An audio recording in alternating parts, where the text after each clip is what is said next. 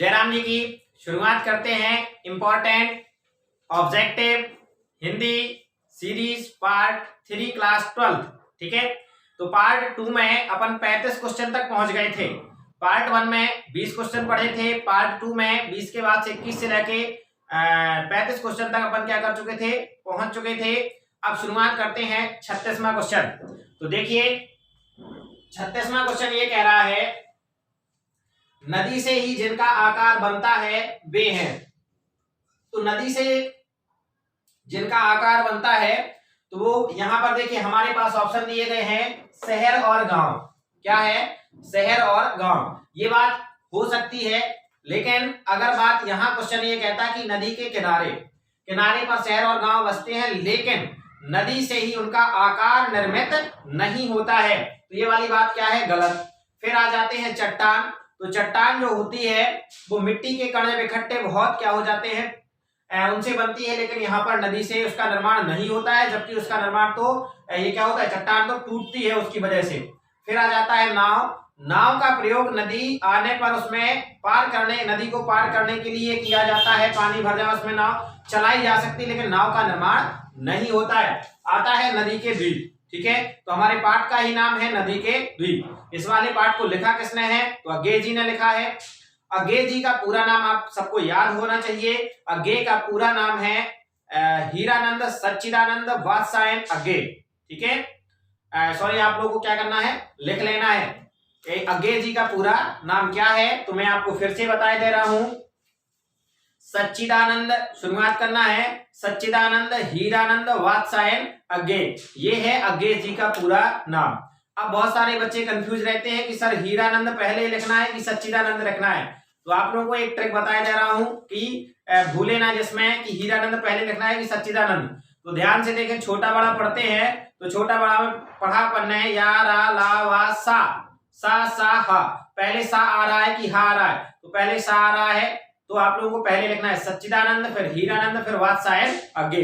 ये केवल आपको समझाने के लिए है, ये सभी नाम में मत कर देना बोले सर नहीं उसका सभी में पढ़ा और बोला ये छोटा बड़ा सब में नहीं लगता, केवल ये समझाने के लिए ताकि भूले ना। ठीक है, तो इनका पूरा नाम हो गया सच्चिदानंद हीरानंद वात्सायन अज्ञे। ये नोट कर लें। फिर उसके बाद अपन अज्ञे जी से जो अगला क्वेश्चन बनता है कि तार सप्तक का प्रकाशन किसने किया? तार सप्तक का प्रकाशन इन्होंने ही किया है। 3 तार सप्तकों का प्रकाशन किया है। इसके बारे में अपन चर्चा करेंगे आगे चल के कवि परिचय वाले में। तो अभी यहाँ पर केवल ऑब्जेक्टिव की बात करें तो यहाँ जो है नदी से ही जिनका आकार बनता है वो इसका राइट आंसर है नदी के द्वीप। क्लियर होगा? चलिए नेक्स्ट वाला क्वेश्चन है 37। यानी यहाँ पर क्या कह रहा है क्वेश्चन में, नदी के द्वीप रचना है। तो नदी के द्वीप जो है वो किसकी रचना है? अभी अभी हम आपसे बात कर रहे थे कि नदी के द्वीप नामक जो पाठ है वो किसने लिखा है? अज्ञे जी ने। तो यहाँ पर मिलेगा आपको, ये पहला ऑप्शन है वीरेंद्र मिश्र, ये हो नहीं सकते। दूसरे यहाँ प्रसाद जी, ये हो नहीं सकते। ये मुक्ति बोध, हो नहीं सकते। अब बचे क्या? अज्ञे। तो राइट आंसर इसका क्या है? अज्ञे। आपको फिर से एक बार बता दूं, पहले वाले पार्टों में जहां पर प्रसाद जी आते हैं तो यहाँ प्रसाद को मैंने आपको बताया था कि प्रसाद का तात्पर्य है यहाँ पर जयशंकर प्रसाद। पहले वाले पार्टों में भी मैंने आपसे बात की है, ये 1-2 जगह प्रसाद जी का नाम आया है। तो प्रसाद का मतलब यहाँ पर जयशंकर प्रसाद है इनका पूरा नाम, और जयशंकर प्रसाद हैं ये छायावाद के आधार स्तंभ कहलाते हैं। और इनका जो प्रमुख ग्रंथ है वो है कामायनी, एक महाकाव्य है। ठीक है, तो याद रखना है, ये वाला पूछा जाता है बार बार क्वेश्चन। और यहाँ जो मुक्ति बोध है तो मुक्ति बोध का पूरा नाम गजानन माधव मुक्ति बोध है। क्लियर हुआ? बात समझ में आ रही है? इनका पूरा नाम क्या है मुक्ति बोध जी का? गजानन माधव मुक्ति बोध। ठीक है, इसके बाद आ जाते हैं, इस वाले का आंसर अपन को पता चल गया। फिर आता है 38 में क्या कह रहा है? सांझ सकारे चंदा सूरज करते जिसकी आरती। ये पंक्ति है, सांझ सकारे चंदा सूरज करते जिसकी आरती पंक्ति ली गई हैं। ये पंक्तियां कहां से ली गई हैं? तो यहाँ देखो ऑप्शन पहला हमें दिया गया नदी के द्वीप। ठीक है, तो नदी के द्वीप से पंक्तियां नहीं ली गई हैं। आप लोगों ने चैप्टर पढ़ा होगा, तो यहाँ उस वाले चैप्टर में किसी भी तरीके से ये बात नहीं कही गई है। फिर है वसन वासंती लेगी, यहाँ केवल पवन वन के बारे में और मौसम के बारे में तथा बसंत ऋतु के बारे में यहाँ पर क्या है चर्चा की गई है। तो यहाँ वाला ये हो नहीं सकता है। अब आता है भारत माता की जय बोल दो। तो ये जो बात है सांझ सकारे चंदा सूरज करते जिसकी आरती, ये इसी चैप्टर से लिया गया है। कौन से? भारत माता की जय बोल दो, इसी की पंक्तियां हैं। ठीक है, तो यहाँ पर इसका राइट आंसर हो जाएगा भारत माता की जय बोल दो। इसके पहले वाले पार्ट में अपन ने ये भी पढ़ा था, सुरलोक में भी सर्वथा जिसका अधिक उत्कर्ष है। तो ये बात किसके लिए कही गई है? तो ये भारत के लिए कही गई है। ये भी बात भारत माता की जय बोल दो से ही ली गई है। अब ये देखना नहीं है, फिर आ जाते हैं 39 पे हमारा क्वेश्चन ये कह रहा है, शांति और संस्कृति की बहती स्वाधीन जाह्नवी। शांति और संस्कृति की स्वाधीन जाह्नवी यहाँ नदी के लिए यहाँ पर डिनोट किया गया है। ये किसका है? मान लीजिए जो पंक्तियां हैं वो किस चैप्टर से ली गई हैं। तो यहाँ देखना है, तो भारत माता की जय बोल दो, इससे लिया नहीं गया है।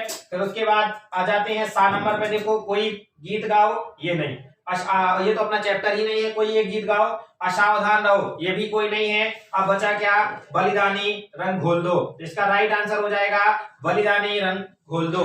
फिर आगे आ जाते हैं अपन, लोकगीत कजली है। तो लोकगीत जो कजली है, आप लोगों ने पढ़ा होगा चैप्टर में, खड़ी खेत के बीच किसान कजली गाए री, ठीक है। तो उस तरीके से ये जो गीत है यहाँ देखा जाए तो ऑप्शन नंबर पहला है बसंत गीत, ऑप्शन नंबर दूसरा है सावन गीत, ऑप्शन नंबर तीसरा है देवी गीत और ऑप्शन नंबर चौथा है शादी गीत। तो यहाँ पर आपका सावन गीत होगा नहीं, देवी गीत होगा नहीं, शादी गीत होगा नहीं, ठीक है। और आंसर, इसका राइट आंसर क्या है? बसंत गीत। क्लियर। अब आ जाते हैं आगे, भय के रूप बताए गए हैं। भय के कितने रूप बताए गए हैं? तो आपको बता दूं कि भय के 2 रूप बताए गए हैं। कौन कौन से? नंबर 1 साध्य और नंबर दूसरा असाध्य। ये भय के 2 रूप बताए गए हैं। कौन कौन? साध्य और असाध्य, ठीक है। तो यहाँ पर 2 होगा कहीं, ऑप्शन नंबर बी पे ये है, तो अपन ने लगा दिया इसका ये राइट आंसर 2। फिर आ जाते हैं 42 यानी 42 नंबर का क्वेश्चन। ये कह रहा है, आने वाली विपत्ति का पूर्ण निश्चय होता है। यानी जो सामने आने वाली जो समस्या है उसका अगर हमें क्लियर है कि ये हो गया, ये होना ही होना है, तब उसे हम क्या कहते हैं? पहला ऑप्शन है आशंका, दूसरा ऑप्शन है भय, तीसरा होता है संभावना में और चौथा है आशा में। तो इसका राइट आंसर हो जाएगा भय। अब इसके बारे में थोड़ा सा चर्चा किए ले रहे हैं। ये जो है अपना आचार्य रामचंद्र शुक्ल द्वारा लिखित है चैप्टर, ये निबंध है भय और आशंका, चिंतामणि से लिया गया है आपका। तो देखो मैं आपको बता दूं, यहाँ ये आ नंबर पे है आशंका। ये आशंका क्या है? जैसे इसके लिए समझिए, आशंका मतलब जैसे आपको लग रहा है कि आज शायद सर पूछ लेंगे, शायद लगा है, ठीक है, पूछ लेंगे और क्या है, नहीं बनेगा तो डंडे घलेंगे। तो ये डर है थोड़ा सा, आशंका में भी डर रहता है और भय में भी तो डर रहता ही रहता है। लेकिन जो भय होता है उसमें क्लियर होता है कि सर ने पूछा, अब बना नहीं, अब तो पक्का है कि डंडे घलने ही घलने हैं। और इस वाले पहले वाले में क्या था कि थोड़ा सा आशंका मतलब क्लियर नहीं होता है उस चीज को कि घल भी सकते हैं और नहीं भी घल सकते हैं। बात समझ में आ रही है? तो जब जो हमारे अंदर जो भय है वो भय क्लियर ना हो तब वो है आशंका, और भय क्लियर अर्थात भय का निश्चय हो जाए तब वो मतलब जो डर अंदर उत्पन्न हो रहा है वो निश्चय हो जाए तो भय, और जो डर अंदर उत्पन्न हो रहा है वो निश्चय ना हो, अनिश्चित रहे, तब वो क्या है? आशंका। समझ में आ गया? चलिए आगे बात करते हैं 43 नंबर का। यहाँ क्वेश्चन कह रहा है कि गजाधर बाबू खुश थे। क्या कह रहा है? गजाधर बाबू खुश थे। तो गजाधर बाबू क्यों खुश थे? तो पहला है यहाँ पर सेवानिवृत्ति पर। गजाधर बाबू पर ने पढ़ा है, वापसी कहानी से लिया गया है, उषा प्रेमवदा जी ने लिखा है इस चैप्टर को। वहां पर होता क्या है, ये गजाधर बाबू रेलवे मिल की नौकरी में, वहां पर रेलवे में के क्वार्टर में रहते थे और वहां पर नौकरी करते थे। फिर वहां से आते थे, उनकी सेवा मतलब जितनी नौकरी करनी थी वो फ्री मतलब हो गया था, रिटायर्ड हो गए थे, तो वो आ रहे थे घर की ओर, ठीक है। तो यहाँ बात ये कह रही कि वो खुद जब आ रहे थे तो खुश क्यों थे? बहुत ज्यादा खुश दिखाई दे रहे थे। नंबर 1 सेवानिवृत्ति पर, क्या उनको रिटायरमेंट मिल गया था, इस बात से खुश थे। दूसरा है परिवार से मिलने की उत्सुकता पर, क्या वो इस बात से खुश थे। तीसरा है मकान खरीदने पर, और चौथा है गणेशी से दूर होने पर। तो देखिए आपको बता दूं कि पूरे चैप्टर में कहीं पर भी ये जिक्र नहीं आया है कि ये जो थे गजाधर बाबू इन्होंने मकान खरीदा, इन्होंने मकान का कहीं पूरे चैप्टर में जिक्र नहीं आया है, तो मकान खरीदना हो नहीं सकता। दूसरा ये था, ये जो अपना दा नंबर पे है गणेशी से दूर होना, तो गणेशी कौन था? तो गणेशी उनका एक नौकर था जो उन्हें गरम गरम पूड़ियां और जलेबियां वगैरह क्या करता था, देता था। अब ये बताओ गरम गरम पूड़ियां और जलेबियां वो बेचारा देता है, चाय भी देता है टाइम टू टाइम, तो उससे दूर होने में उन्हें खुशी काहे की होगी? ये भी नहीं हो सकता है। सेवानिवृत्ति पर, तो सेवानिवृत्ति पर क्या है कि काम छूट रहा है, तो इसकी तो कोई खुशी होती नहीं है कि पैसे अब आने कम हो जाएंगे या होंगे नहीं, तो ये भी नहीं हो सकता है। लास्ट वाला ये है परिवार से मिलने की उत्सुकता पर। उन्हें ये बहुत खुशी थी कि वो 35 वर्ष से लगातार नौकरी कर रहे थे रेलवे के क्वार्टर में, और उसके बाद से वहां घर जा रहे थे, 35 वर्ष बाद अच्छे से अपने परिवार के साथ मिलना चाहते थे। यही इसका राइट आंसर है। इससे वो क्या थे? खुश थे। 43 तक हो गए थे। अब आ जाते हैं 44 नंबर पे। तो ये जो 44 नंबर का क्वेश्चन है, इसमें ये कह रहा है कि गजाधर बाबू ने भोजन बनाने की जिम्मेदारी सौंपी थी। तो आप लोगों ने जब कहानी पढ़ी है कि गजाधर बाबू आए, उन्होंने देखा कि घर का जो माहौल है बहुत ज्यादा क्या है, अस्त व्यस्त है, कि नौकर जो है पूरे दिन भर कार्य करता है और घर के जो सदस्य हैं कोई काम नहीं करते हैं। जो बसंती है वो पड़ोस में शीला के घर जाती थी। इस तरीके से पूरी कहानी जब अपन ने पढ़ी है तो बड़ा मजा आता है। तब जाकर के वो थोड़ा सा गुस्से में हुए, और गुस्से में आने के बाद उन्होंने जो था बसंती और बहू को भोजन बनाने की जिम्मेदारी क्या कर दी थी? सौंप दी थी। ठीक है, तो यहाँ देखें, तो यहाँ पहला तो पत्नी को तो उन्होंने सौंपी नहीं थी। पत्नी तो बहुत ज्यादा कार्य करती थी, उनका ध्यान नहीं रख पाती थी, तो उन्होंने पत्नी का काम तो कमाया था। पत्नी है नहीं, बहू को दी थी, बिल्कुल सही है, बसंती को दी थी। और इसके बाद लास्ट वाला ऑप्शन हमें है बहू और बसंती को, दोनों को। तो ये वाला आंसर, अगर इन दोनों में से अगर ये ना होता तब जाकर के हम क्या करते, या तो बहू या क्या होता, बसंती। ठीक है, तो रियलिटी क्या है जो चैप्टर में बताया गया है कि भोजन बनाने की जिम्मेदारी किसे सौंपी थी, तो बसंती और बहू दोनों को क्या किया था, भोजन बनाने की जिम्मेदारी सौंपी थी। इसका राइट आंसर हो जाएगा बसंती और बहू को। 45 नंबर का है, गजाधर बाबू नौकरी करते थे। अभी थोड़ी देर पहले अपन ने बात की कि गजाधर बाबू ने 35 वर्षों तक रेलवे में नौकरी की। तो यहाँ पर डायरेक्टली अपन को इसको समझने की आवश्यकता है ही नहीं, ये डायरेक्टली आंसर हमारा हो जाएगा रेलवे में। ऑप्शन नंबर बी सही आंसर। फिर आ जाते हैं 46 नंबर का।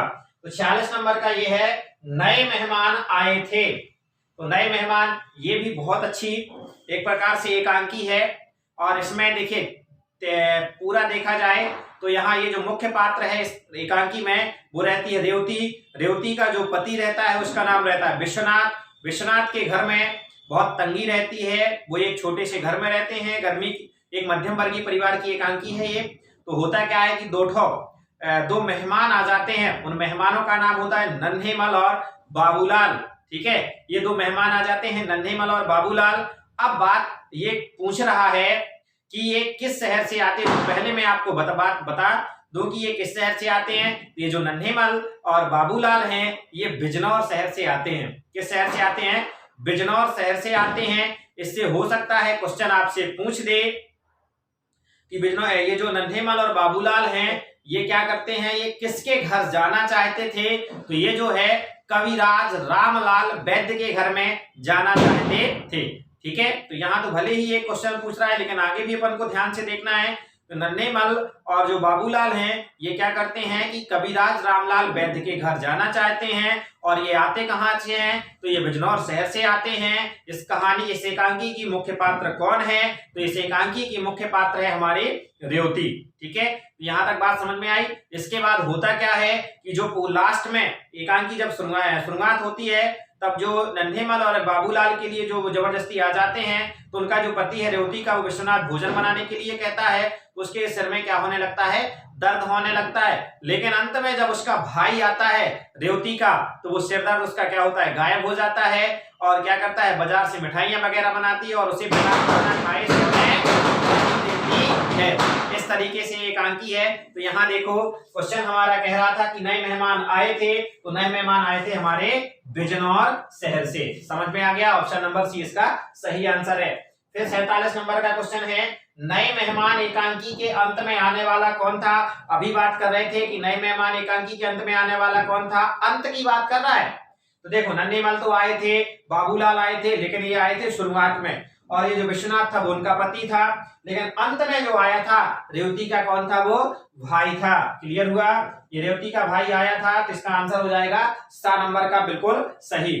फिर आ जाते हैं 48 नंबर के क्वेश्चन पर। तो 48 नंबर का क्वेश्चन है, यहाँ कह रहा है सभी विषयों पर बोलने वाले को कहा जाता है। तो सभी विषयों पर बोलने वाले के लिए क्या कहा जाता है? तो देखिए आपको बता दूं पहले, सभी विषयों पर बोलने वाले के लिए रेडीमेड अध्यक्ष कहा जाता है।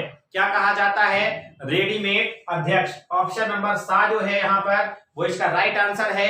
अब यहाँ पे थोड़ा सा चर्चा कर लेते हैं रेडीमेड अध्यक्ष से होता क्या है।